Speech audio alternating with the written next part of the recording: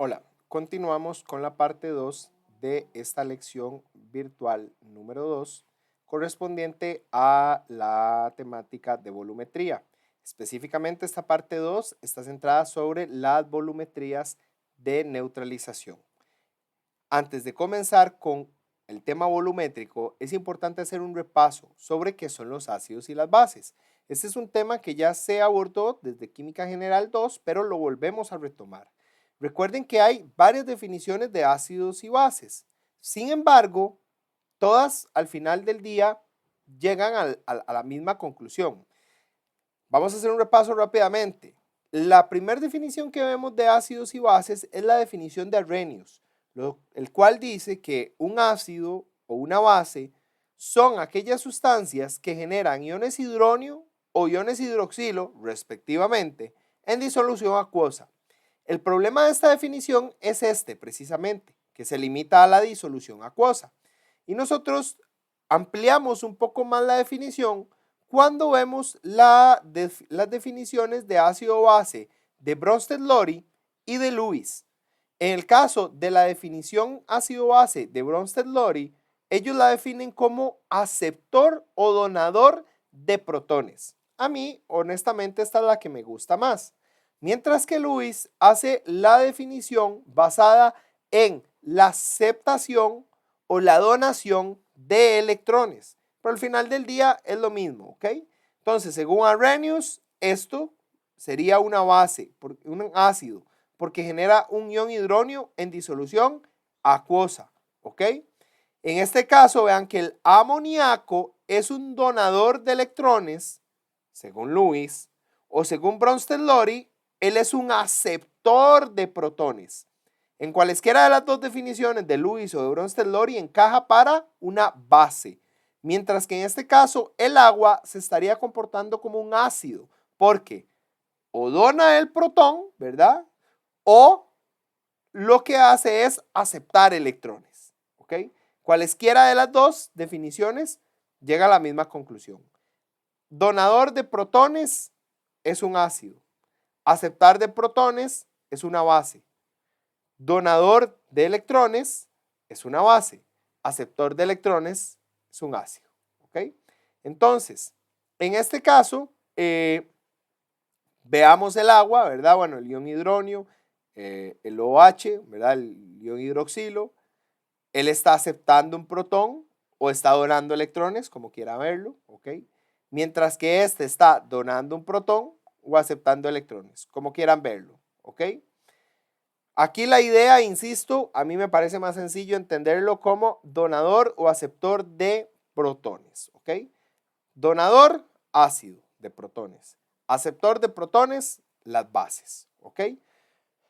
Los ácidos y bases también podemos clasificarlas de acuerdo a su comportamiento como electrolitos, ¿ok?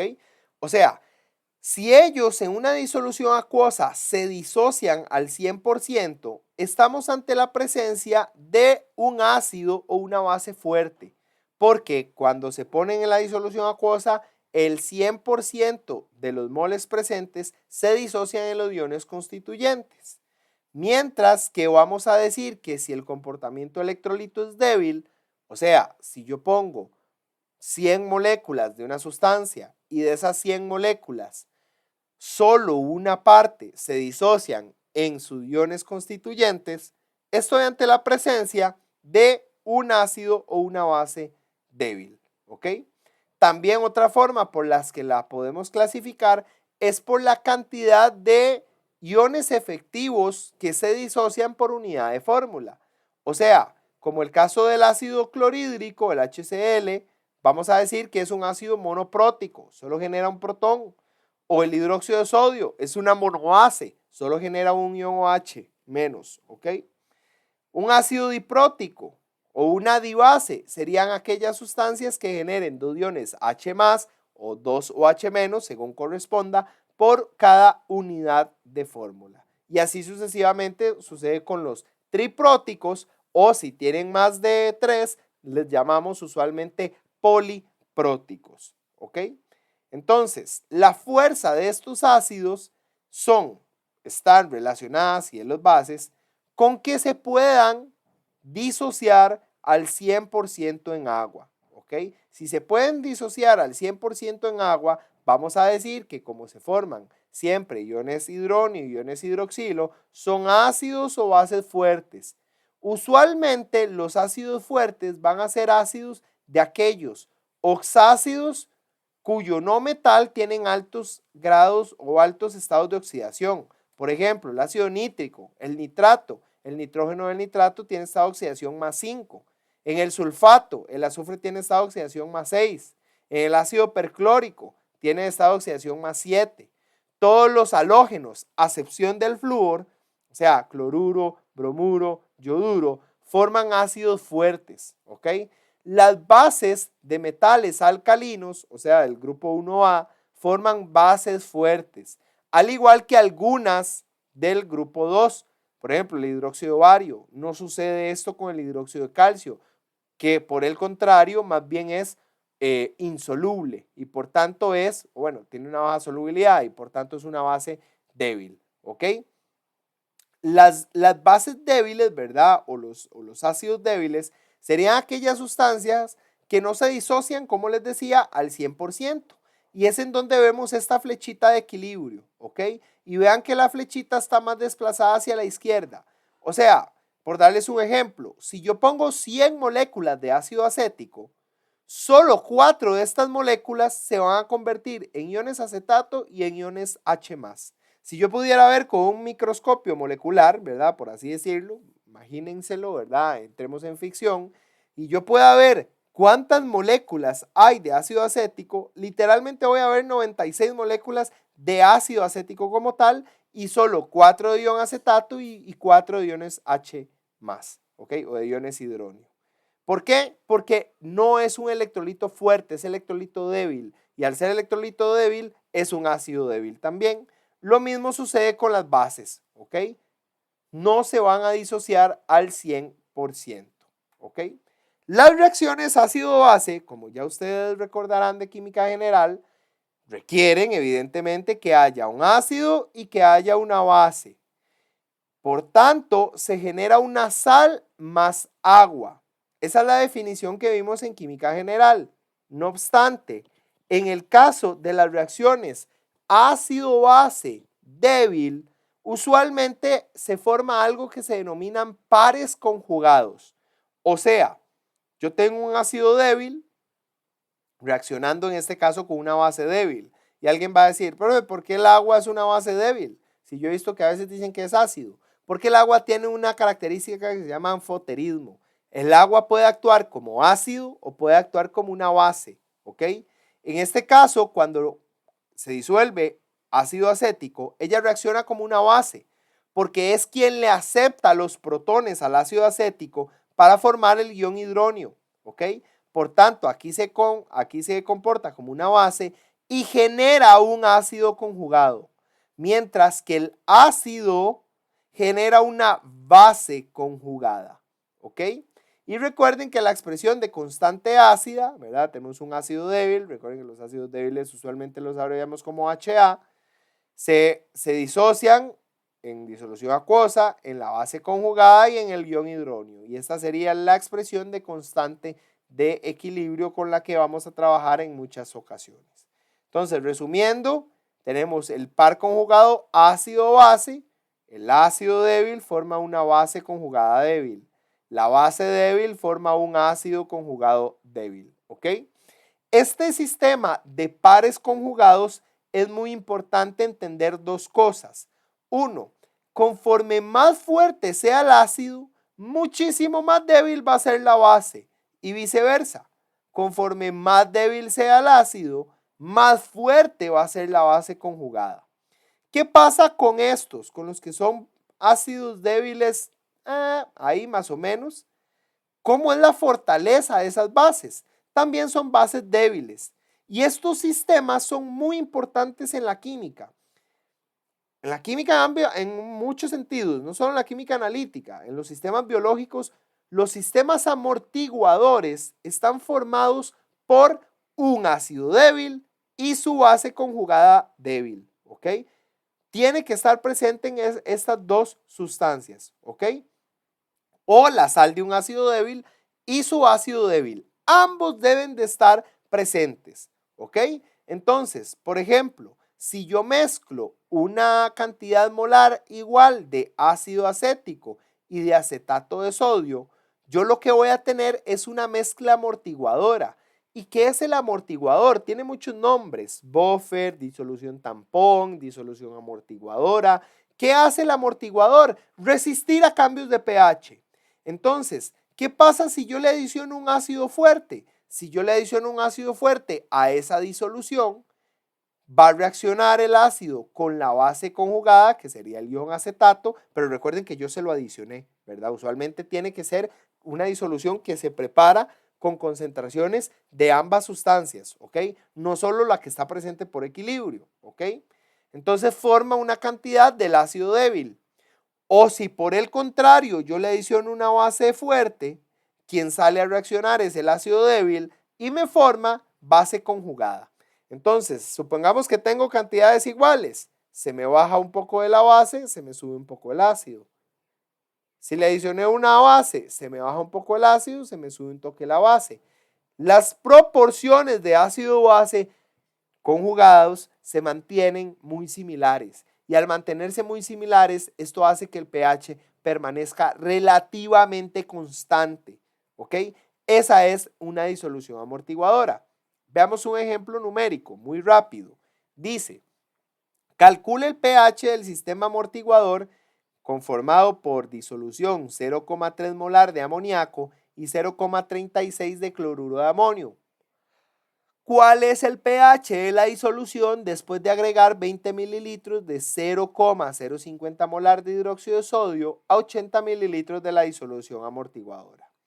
Entonces, el sistema de equilibrio que tenemos es el amoníaco, perdón, el ion amonio como ácido, generando iones H+, y el amoníaco, ¿ok? Según la ecuación de Henderson-Hasselbalch, esta ecuación se deriva de la expresión de constante de equilibrio. En el material escrito hablamos de eso, no voy a desarrollar esa parte. Me interesa nada más que identifiquemos la ecuación de Henderson-Hasselbalch, en donde básicamente el pH es igual a la pKa más el logaritmo de la concentración del ácido entre la base, ¿ok? La pKa es de 9.25, por tanto el pH sería 9.25 más el logaritmo de la concentración de amoníaco, la concentración de la base, 0.30, entre la concentración del ácido, que sería el ion amonio. Y esto nos da un pH de 9.17. Algo muy importante, siempre recuerden esto: si el sistema amortiguador está más cargado en ácido, el pH va a dar para abajo de la pKa. Si el pH está más cargado en base, el pH va a dar para arriba de la pKa. Dicho lo anterior, ¿cuál es la pKa? 9.25. ¿Qué hay más? ¿Base o ácido? Hay más ácido, 0.36 de amonio, 0.30 de amoníaco. Entonces el pH debía de haber dado para abajo de la pKa y esto fue lo que nos dio. Son como tips o cuestiones, controles de calidad que podemos tener cuando vamos haciendo los análisis, ¿ok? Ahora bien, ¿cómo hacemos el cálculo del pH después de añadirle esos 20 mililitros de hidróxido de sodio? ¿Qué tenemos al principio? En términos molares, 0,029 de amonio. ¿Y por qué seleccioné el amonio? Porque el amonio es el ácido, entonces es quien va a salir a reaccionar con la base fuerte. ¿Y de dónde saqué los 0,029 moles? Los 0,029 moles los saqué de la multiplicación de 0.36 molar, ¿ok? Por los 80 mililitros, ¿ok?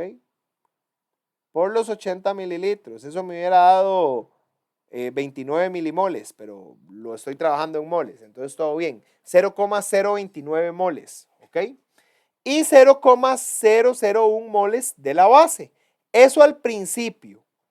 Y de la base fuerte y de la base débil, lo que tengo es 0,024. Igual, ¿de dónde lo saqué? La concentración de 0.30, ¿ok?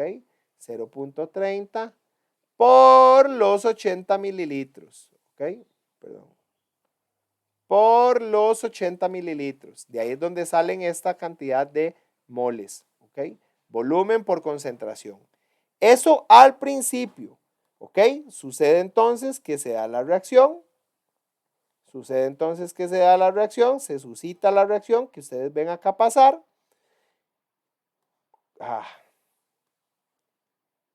Perdón. Algo le pasó a esto. Ahí me disculpan.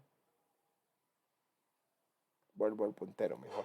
Pasó la reacción y al final de esa reacción, claro, como la estequiometría es 1 de amoníaco, 1 de OH, entonces en este caso me va a quedar 0,028 de amonio, 0 de OH y 0,025 de amoníaco, perdón, ¿ok?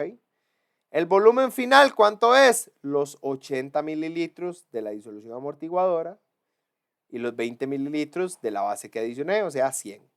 Quiere decir que la nueva concentración de amonio es 0,028 moles entre 0.100 litros y la de amoníaco es 0,025 moles entre 0.10 litros.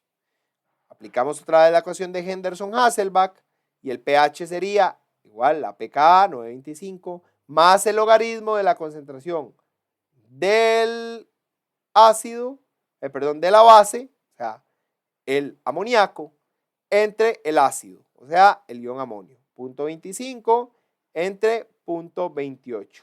Y el pH me da 9,20. Como pueden ver, vean que no hubo tanta variación. La variación fue de 0,03 unidades de pH por la adición de una cuarta parte del volumen del amortiguador en términos de una base fuerte. ¿Ok? Entonces, eso es lo que hacen los sistemas amortiguadores. ¿Ok? Por ahí en el material escrito y en algunos ejercicios resueltos tienen otros ejemplos de esto para que por favor los puedan revisar con detenimiento. ¿Ok? Para ir finalizando esta parte, me interesa entrar a la curva de valoración de un ácido fuerte con una base fuerte. ¿Ok? Esto igual lo detallamos muy bien en el material escrito y en las presentaciones que tienen en el aula virtual, pero igual vamos a revisarlo acá. Usualmente la valoración de fuerte, ácido fuerte contra base fuerte, tiene esta forma. Vemos como un tipo de S muy bien pronunciada. Recuerden que esta inflexión es en donde está el punto final. ¿Ok? ¿Para qué nos sirve conocer la forma de una curva? Para poder elegir cuál es el indicador más adecuado, ¿ok? ¿En qué rango de pH es que se está dando ese cambio? Un concepto teórico muy importante es que una base fuerte contra un ácido fuerte, siempre el pH va a ser de 7 en la equivalencia. ¿Por qué? Recordarán de química general 1 que las reacciones ácido-base dicen que generan ¿qué? Una sal más agua. Y en los fuertes, según los conceptos que vimos ahorita, ¿ok? Un ácido fuerte genera una base súper débil y un ácido, una base fuerte, genera ácidos súper débiles. Entonces, cuando ellos van a interaccionar con el agua, como son súper débiles, no generan este proceso de disociación. Entonces son sales neutras. Como son sales neutras, el pH de una valoración de ácido fuerte contra base fuerte siempre es 7, ¿ok? Cosa que no sucede cuando tenemos ácidos o bases débiles, ¿ok? El ácido débil siempre tiene que ser valorado con una base fuerte y el punto de equivalencia siempre va a ser para arriba de 7, ¿ok? Entonces, veamos este ejemplo. Exactamente 100 mililitros de ácido nitroso 0.10 molar son valorados con una disolución 0.10 molar de hidróxido de sodio. ¿Cuál es el pH en la equivalencia? Entonces, el pH en la equivalencia sería el siguiente. ¿Cuántos son los moles que tengo al principio? Tengo 0.01 moles, ¿ok? 100 mililitros por 0,1 molar, eso serían 10 milimoles o 0,01 moles, como quieran verlo. Evidentemente, para llegar al punto de equivalencia, yo voy a tener que haber añadido la misma cantidad de moles, ¿ok? 0,01. Por tanto, al final yo voy a tener 0 de ácido nitroso, 0 de OH, pero voy a tener 0,01 de ion nitrito que fue generado. Y ahora sí, el volumen final son 200. ¿Por qué 200? Porque recuerden que puse 100 mililitros del ácido débil y evidentemente si tenía la misma concentración que el hidróxido, se pusieron 100 más. Entonces la concentración del nitrito es 0,05 molar. El nitrito, como proviene de un ácido débil, como lo es el ácido nitroso, tiene un equilibrio ácido-base con la molécula del agua. O sea, no es una sal neutra, ¿ok? Es una sal básica. Cuando se encuentra con agua, él acepta un protón de la molécula de agua y genera iones OH en disolución acuosa. Entonces tenemos que hacer aquello que veíamos en química general. Inicio, cambio y equilibrio. ¿Cuál es el inicio? 0,05 molar de ion nitrito, 0 de OH y 0 de ácido nitroso. En el cambio tenemos menos X para el ion nitrito, X y X para el OH, y por tanto en el equilibrio 0,05 menos X para el nitrito, X y X. Si sustituimos la expresión de constante de equilibrio, la Kb sería la concentración de OH por la de ácido nitroso entre la de nitrito, y según las expresiones de constante de equilibrio, sería x al cuadrado entre 0,05 menos x. Cuando resolvemos para x, este es el valor que nos da 2,2 por 10 a la menos 11. Recuerden que ese x es el valor de OH menos o de ácido nitroso, ¿ok? Por tanto, el pOH sería 5,98. Recuerden que pH es igual a 14 menos pOH, por tanto el pOH es 8,02. Si ese es el pH de 8,02, ¿cuál sería el mejor punto de equivalencia?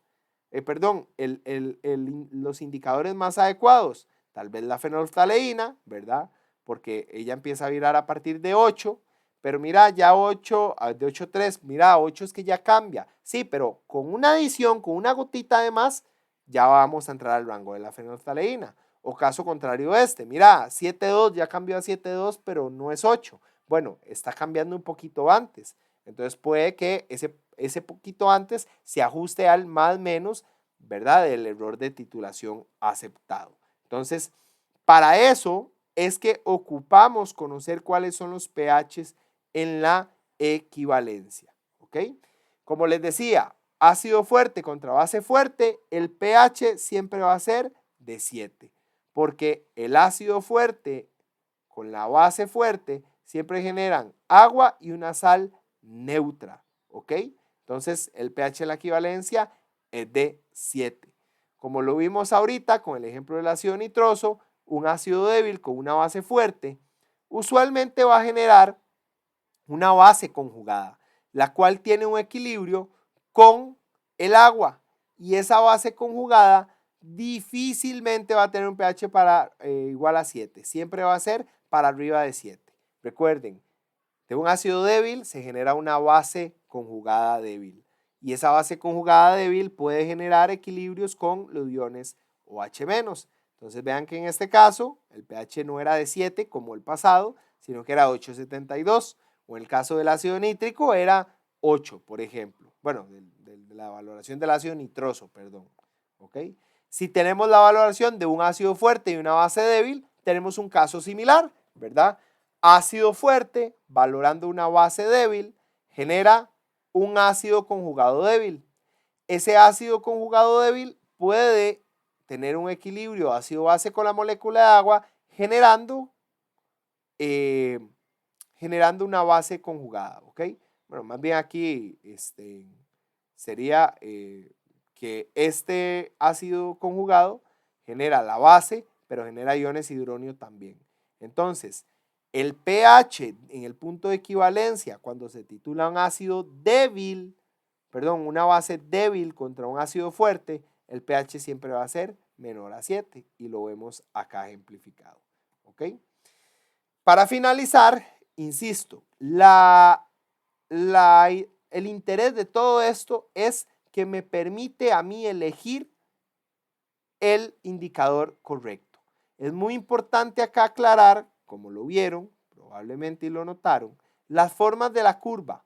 Noten que cuando son ácidos, cuando son sustancias fuertes, o sea, fuerte contra fuerte, acá no hay tanta inflexión. Esto se ve muy recto, esto se ve muy recto, entonces la inflexión es más pronunciada. Pero cuando tenemos ácidos débiles, vean que acá esto se genera una zona amortiguada, ¿ok?